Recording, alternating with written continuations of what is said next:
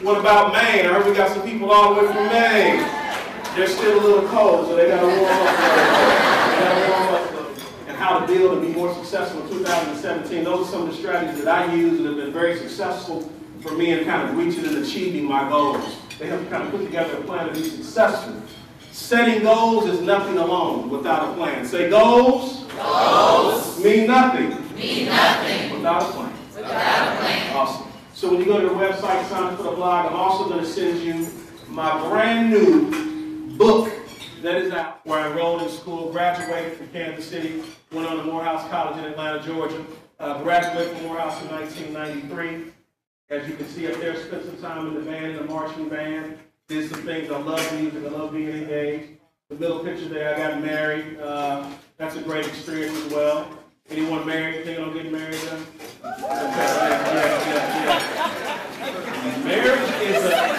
Marriage is a journey, a sacred journey, and you have many intense moments of fellowship. And so I have also two beautiful daughters, Caitlin and Maya, that we all reside in Atlanta, Georgia. I've also had the opportunity to serve my alma mater as sitting on the board of trustees for Morehouse College for 6 years. I also had the opportunity to sit on the board of trustees for the Morehouse School of Medicine. Right, so I definitely understand some of the things that you all are going through and some of the things that you do in your professions and the things that you are aspiring to do. I was very intrigued with the name of this conference and how you are kind of really how you navigate the changing healthcare system and that dynamic. And so hopefully some of the things that I'm going to share with you today are going to be able to help you do that and to help you be a little more successful. As I said, I have two companies or two brands that I build. One is Addict Entrepreneurship. And our vision is to help first-generation entrepreneurs build better businesses. So entrepreneurship is something that I'm very passionate about. I believe that there's nothing more powerful than entrepreneurship that has the ability to liberate people and free people and employ people and really kind of change the dynamics of what we do. The second brand is a new brand that I'm building titled Speak Life. Say, Speak Life. Speak Life. So we're going to learn about Speak Life tonight and how that came to be. And hopefully after we begin this presentation today, you'll be able to speak life as well. So we're going to get right into it. You guys ready to go? Okay, all right. So today's speech is titled Purpose plus Passion equals profits. Say purpose. Purpose plus passion equals profits. You got to do it. You got to do it. Purpose plus passion equals profits. Everybody wants to make money, right? Some money. How many people want to pay back your student loans? Then you need to make money to do that. So we're going to talk about that today and that whole concept of purpose plus passion equals profits. Many of you chose this profession because you have a genuine purpose and a genuine passion for wanting to help other people. Am I correct in making that assumption? Yes, sir. Right. So you have a desire to live out your purpose. You have a desire to help people. You have a desire to make sure that people are more healthy. But one of the problems or one of the dilemmas that you find is that sometimes people have a tendency to think that purpose and following your purpose cannot be synonymous with making great profits, right? Many of you may know someone who always does a great job. Maybe they work for a nonprofit. Maybe they volunteer. Maybe they do a lot of community service. But it seems like for some reason, they can never kind of add up, right? They're always trying to see if they can make this work or make that work. They don't have the profits, right?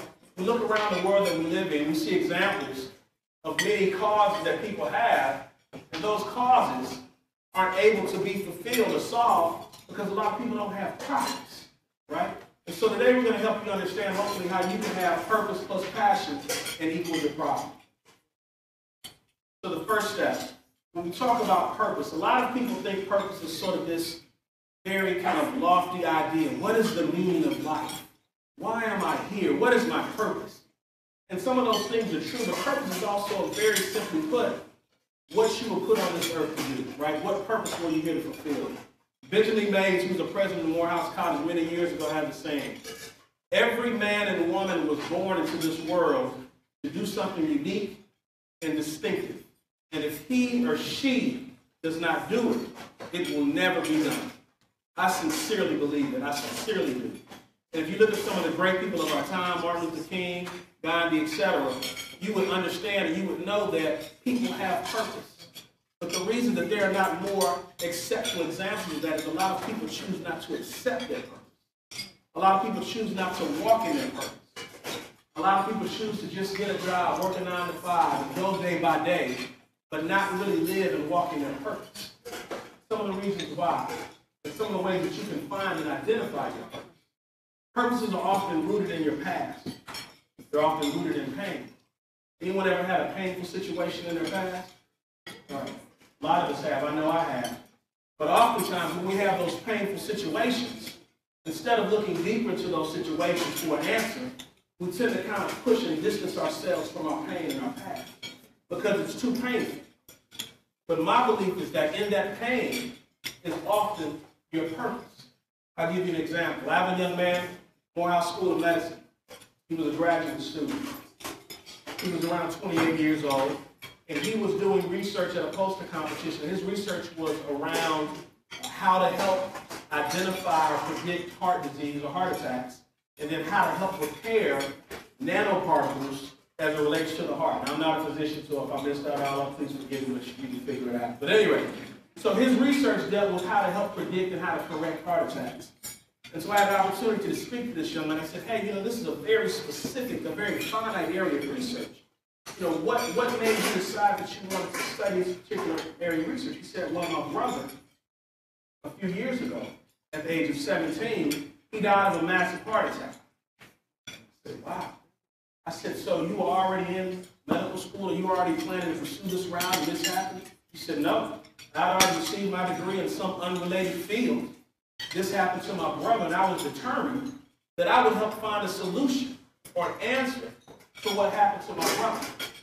And so because of this young man's work, I have no doubt that in the years to come, we're going to see great discoveries that come from his research.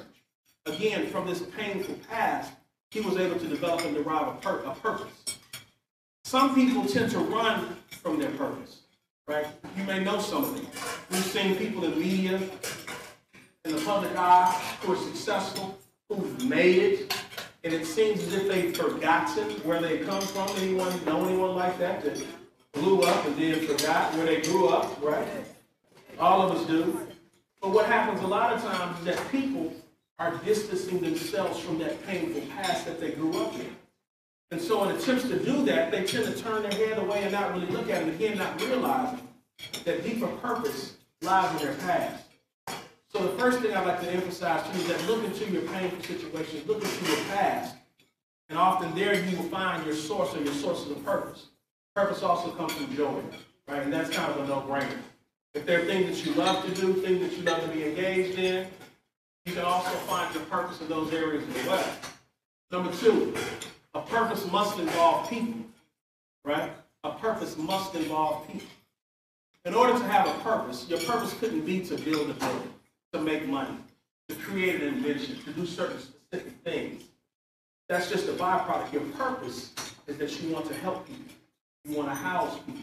You want to heal people, right? That's your purpose. So when you're thinking about your purpose and when you're thinking about your own careers and your future aspirations, make sure that some aspect of that always includes people, right? Not things that you want to do, things that you want to build. It should always tie back to people, and that helps keep you centered on your purpose. Number three, your purpose must always be perpetual. So a purpose is not for a finite period of time. You think about people like Martin Luther King, Gandhi, sports, let's say Tiger Woods, Michael Jordan, right, etc. Right? The legacies that those people have created, they still continue today, right? They're still going on. When you think about purpose, though, it can also be a smaller purpose. Your purpose could be to stay married, right? If your family has been one that has been broken apart generationally, your purpose could be to build a strong family. Your purpose could be to help your mother, to help your father, right?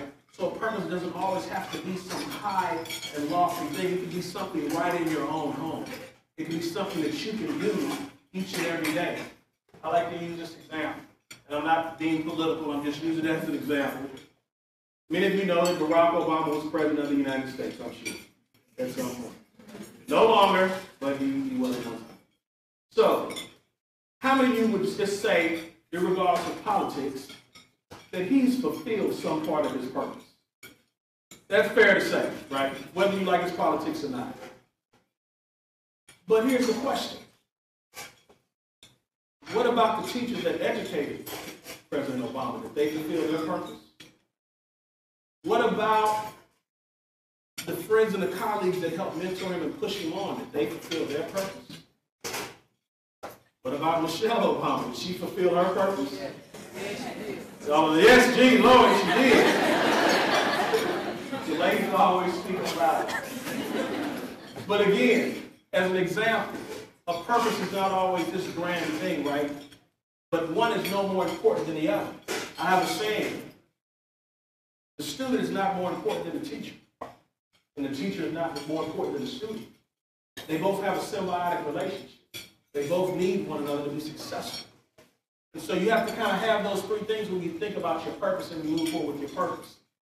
So say purpose. Purpose. The second part of it, passion. Say passion. Passion.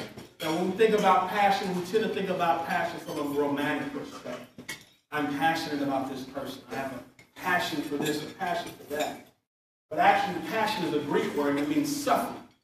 Any of you seen the film, The Passion of the Christ? Yeah, right. Meaning the suffering of the Christ. So passion is really more about suffering than it is about being passionate in a romantic sense. Passion is also about sacrifice. Right? So, definitely. And so the thing about purpose and profit and passion is that it's not limited to any particular type of person. It's not limited to a gender. It's not limited to a race. It's not limited to an economic status. It's about people who have a vision, who have a mission, who have a purpose. But more importantly, they accept that purpose. They say, you know what? Regardless of how difficult it's going to be, I know that what I have to provide for the world is needed. It's important. Can you imagine your life today without an iPhone or an iPad or the Microsoft computer or the software that this is running on? Right? Could you imagine yourself if, ladies, if Oprah wasn't on TV for the last 25 years? Well, how would that be? Right? If she didn't have the shoe show with Amelia Marcos and all those people? Right? So just think about how life would be if people didn't accept their purpose. Well, let's switch it. How would life be if everybody accepted their purpose? In the words of Benjamin Mays, if everyone did their unique and distinctive thing to the fullest, how much better would the world be? It would be a lot better. And so those are kind of the things that you talk about when you talk about purpose, passion, and profit. So as I kind of finish up here, I'm going to share my personal story of purpose, passion, and profit. So, as I told you earlier, I spent most of my career as an entrepreneur. Started a manufacturing business when I was 23, consulting company. I had a hospitality company for several years. It was pretty successful. And so I had a lot of time, and I spent a lot of time in the business arena. And I wasn't necessarily chasing money, but I was chasing the things that I thought money could do for me and my family. Right? There's nothing wrong with that. I don't think, everybody wants to provide for their family. But the difference was that I was always trying to do something to make more money. Right? I wasn't doing anything unscrupulous or anything illegal, right? But I was just always focused on hustling. I was grinding, right? You know, when you had to grind, I had to just grind it out. I had to make this money. I had to do this, I had to do that. And so I did that for many, many years, and I was just kind of finding myself like, wow, I'm doing this, I'm successful, I'm making money, but I just feel unfulfilled, right? I feel this void, and I'm trying to figure out what can I do to fill this void? What can I do to really kind of have that feeling of accomplishment? And so a few years ago, April 2015, on a Saturday, my wife came home with my daughter, Kayla, and she said, hey, we were trying on dresses today. 7th grade dance was coming up. She said, hey, we were trying on dresses today. You noticed something, Kayla's stomach was feeling a bit hard. We need to go to the doctor. I'm going to take a look at it. No problem. We go to the doctor on Monday, which was the 19th. So doctor looks at it, takes some x-rays, no big deal, no problem. But just go take some more tests to make sure nothing's going on. So we go take some more tests, get a CAT scan, MRI. We call the doctor back, hey, how's everything going? Well, Mr. McGee, you need to go to Children's Healthcare, take some more tests, do more scans. No problem. How long is it going to be? We have dinner planned tonight. Mr. McGee, I'm sorry. They're going to admit you. We found something. There's some kind of growth in your daughter's abdomen. So we go to the hospital, they check us in. We're there Tuesday night. The next morning, they're planning to do a biopsy, but the next morning, a team of doctors come in, about 7 of them. Hey, look, whatever's going on, it has to come out. Okay? Problem, when? Right now. Right now. Just like that. So I'm there, my wife's there, my daughter Maya's there, Taylor's there, obviously.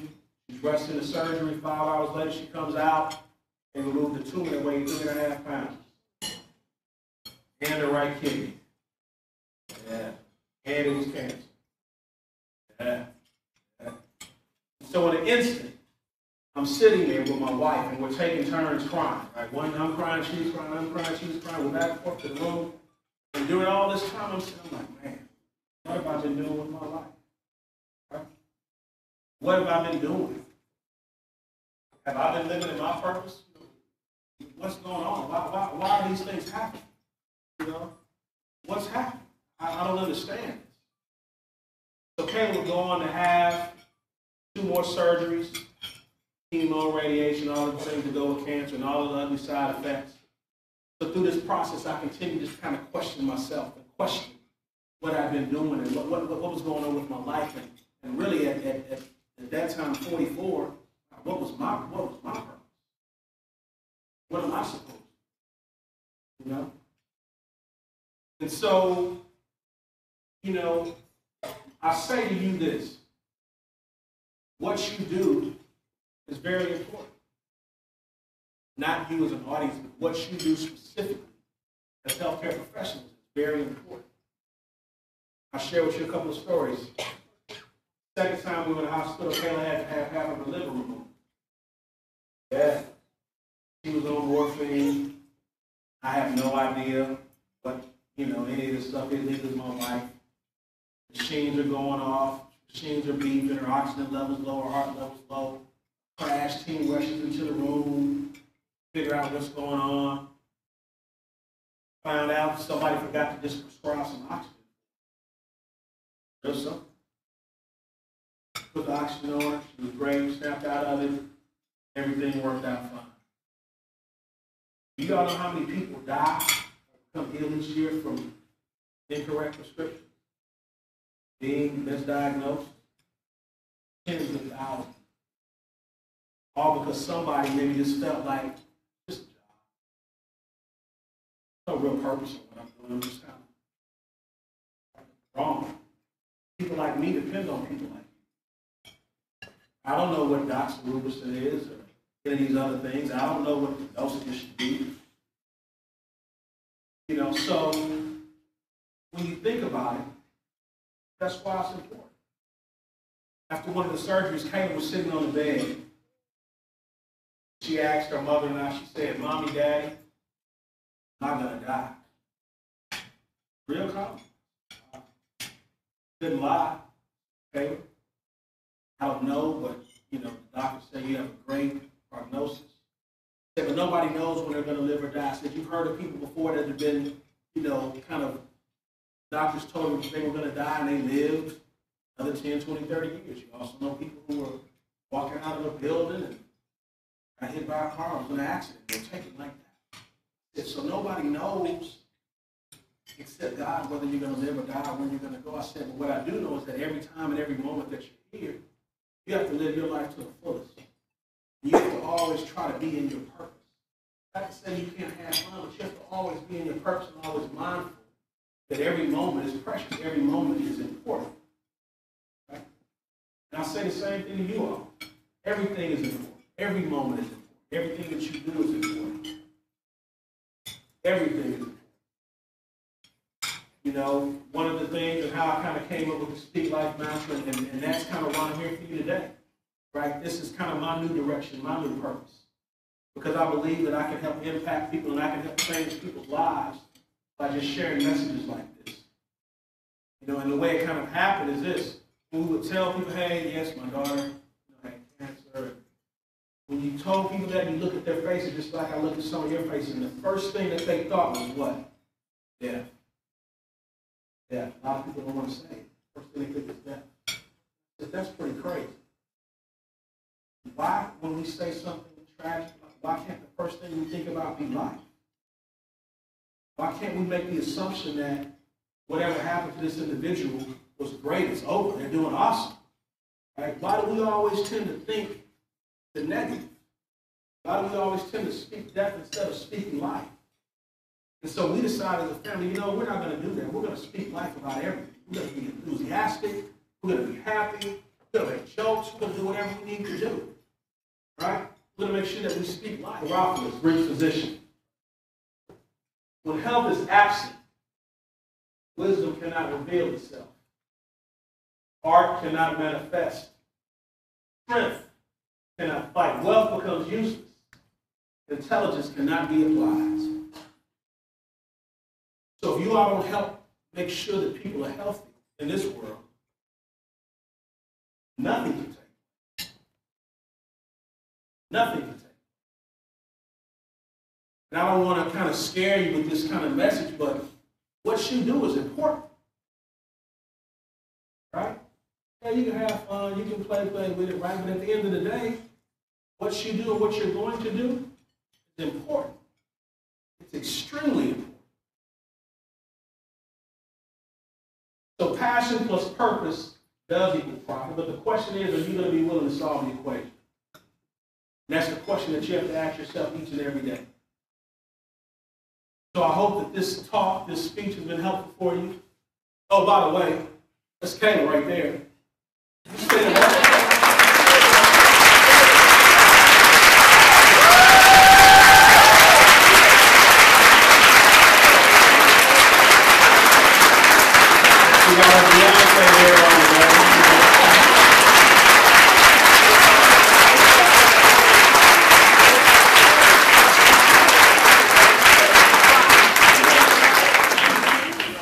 And so she's doing well, doing great in school, you know, and redefining herself, and now I have a whole new slate of work. 15-year-old boys, sailboat overages.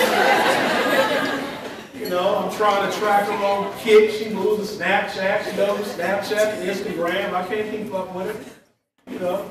So, you know, that's what it's about, and that's what it's about for me, and that's kind of what I've come to, you know. I mean, I'm older than a few of you, you know, and so even at 46, I'm walking in a new purpose for myself. And so it's a continuous thing, it's a constant thing to reevaluate yourself and reevaluate your purpose. And reevaluate what you put on this earth for, because everything is fluid, right? And so as I close, I'll share this with you. It's called a Speak Life mantra. So we kind of created this when we were kind of going through our situation. There's 5 parts to the mantra. Everybody knows what a mantra is, something that you kind of say to reinforce something. So the first part goes like this. I want you to say it with me. I am. Say, I am. I am.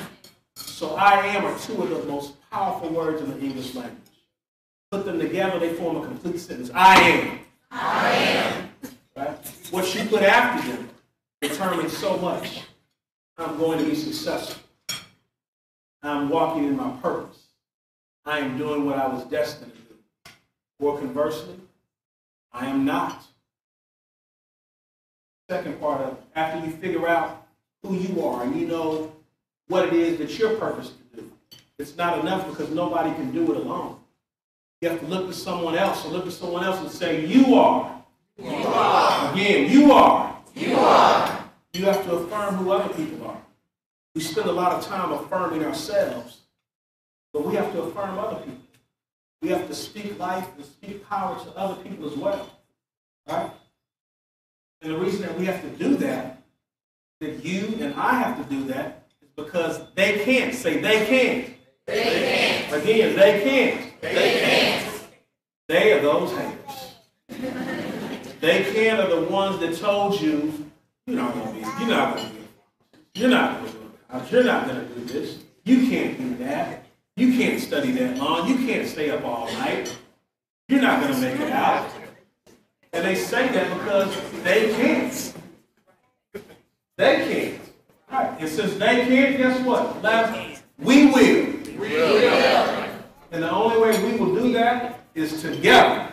So when you put it all together, it goes like this. I am. I am. You are. You are. They can. They can. We will. We will. Together. Together. Together. Together. Together. Together. Together. Together. Thank y'all for your time this evening.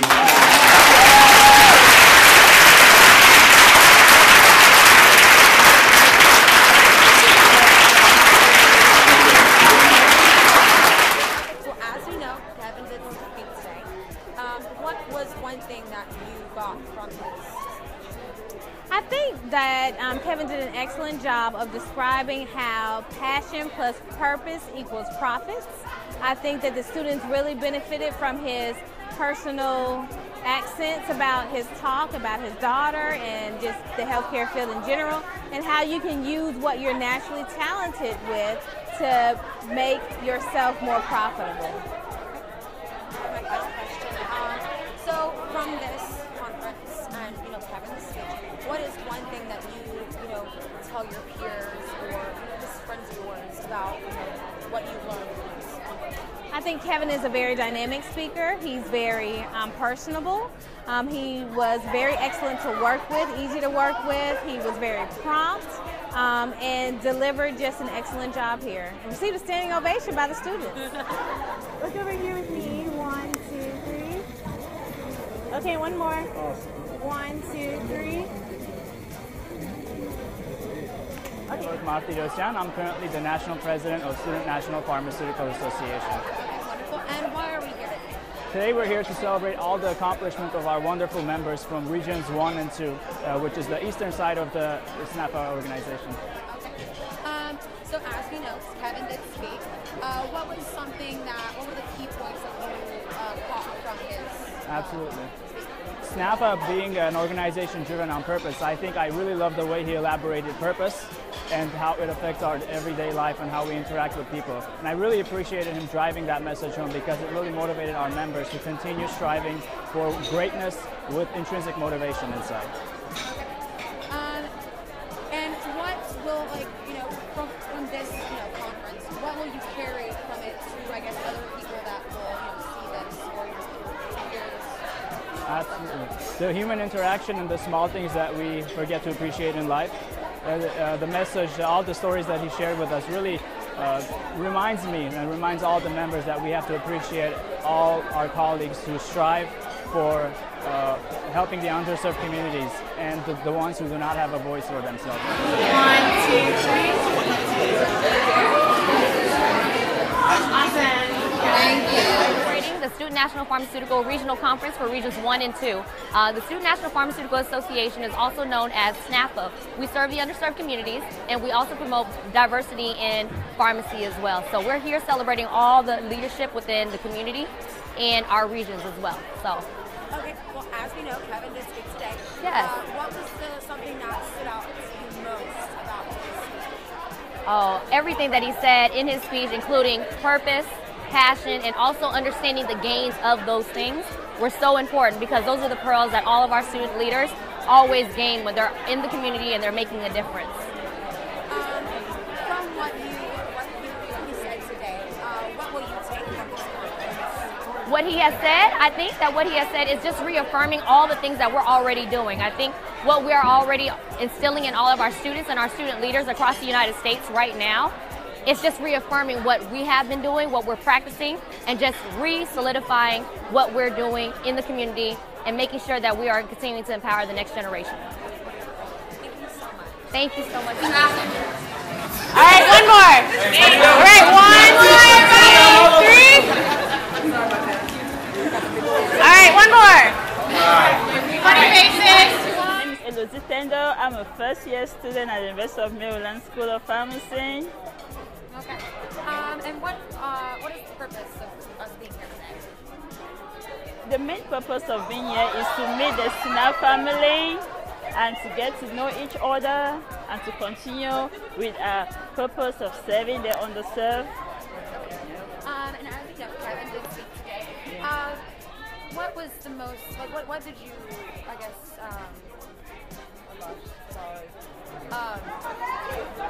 what did you enjoy most about this speech? I enjoyed when you spoke about the passion that you have behind your purpose. I always thought of, yeah, you should have a purpose, but I didn't focus a lot on the passion, the fact that the passion has to come with pain and suffering, and that is what actually fulfills the purpose. If you're able to endure the passion, and then you will definitely get to the third P, which is the profit. So I really enjoy that aspect because I wasn't thinking about it that way. And you know, from that, when you leave here, what is one thing that you would tell your peers or your colleagues about this? I would definitely give them the 3 Ps: the purpose, the passion, and the profit. And I will make them know that when you have a purpose, you have to know that there is an aspect of the passion. It's not just the good aspect of the passion, but you have to endure a lot. And it's the passion that is going to help you fulfill your purpose, and it's ultimately going to give you the profit you need.